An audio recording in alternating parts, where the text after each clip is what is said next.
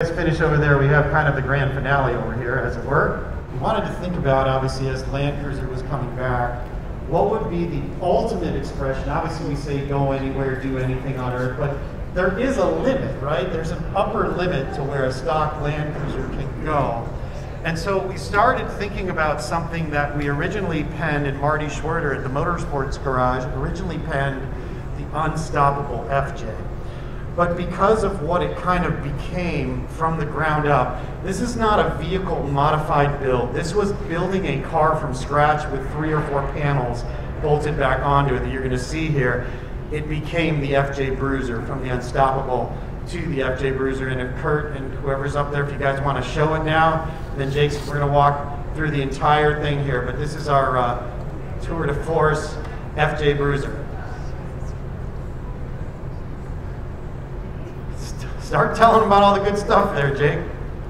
All right, so one of the biggest challenges with this build is this is mostly original body. So all this had to fit inside this original FJ45 chassis.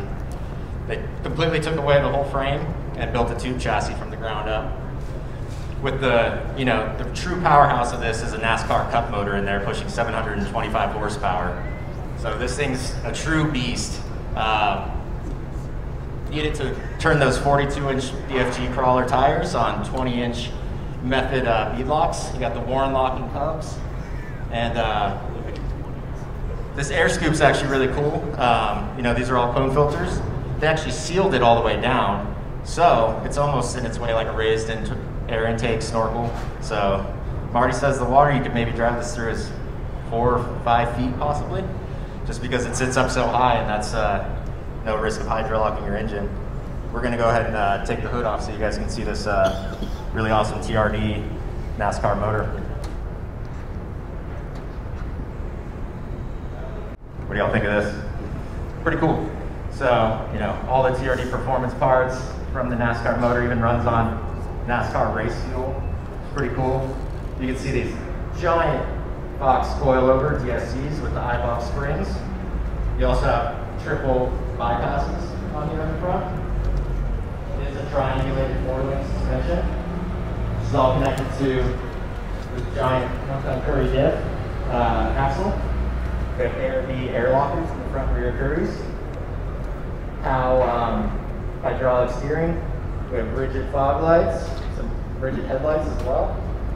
Kept a lot of the classic styling and look, which I really love. Coming around this way.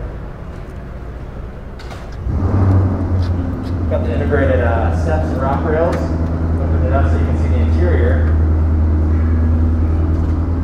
So when they originally had this, it was a bench seat with a plaid design. So when they launched the original design, they actually reupholstered the Momo racing seats and all the pads for the roll cage with very similar plaid. You can see it does have the Momo 5-point harnesses, steering wheel. Inside there's quite a few electronics to control the radiators, lights, and everything like that as well. Coming around back, we have a giant oil cooler. We got the transmission cooler, radiators, huge giant Fox remote reservoirs for these giant coilovers as well, which are attached to a trailing arm suspension as part of the triangulated 4-link. Got some Fox hydraulic bump stops. Spare tire mount in the back. And because this is unstoppable in the FJ Bruiser, you might notice it doesn't have a winch. But what it does have is a tank track on the bottom. So there's no way it's getting stuck on anything, because if you get high centered, you can control it from the cockpit, so the driver doesn't have to get out, change anything. You can just flip that switch back and forth. Also, it's got a Atlas transfer case, 4-speed. So you can be crawling at 12 miles an hour at 7,000 RPMs. Or you could be running hot and going 126 miles an hour at 7,000 RPM. So really cool, and it's truly unstoppable Bruiser. I want to just say one other major thing. When they found the original donor, and there's only so many of them left, Marty and the team at the Motorsports Garage didn't want to just cut it up or use that chassis. So that's where you get the entire tube frame here that was built. And the other thing about it is, from the way that the engine's mounted to the suspension component, to sub-assemblies, to the wheel and tire, to even the pedal box. The hardest challenge of this, I think, for him and the team was using the existing skin and its dimensions with these panels here.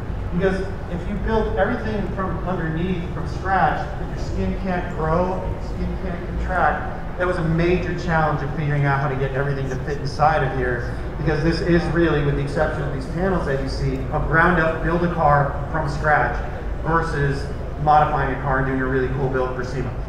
So with that, if you guys want to come up, get a little bit closer, also check out this tank track system. I know one of the things, Paul, that you were worried about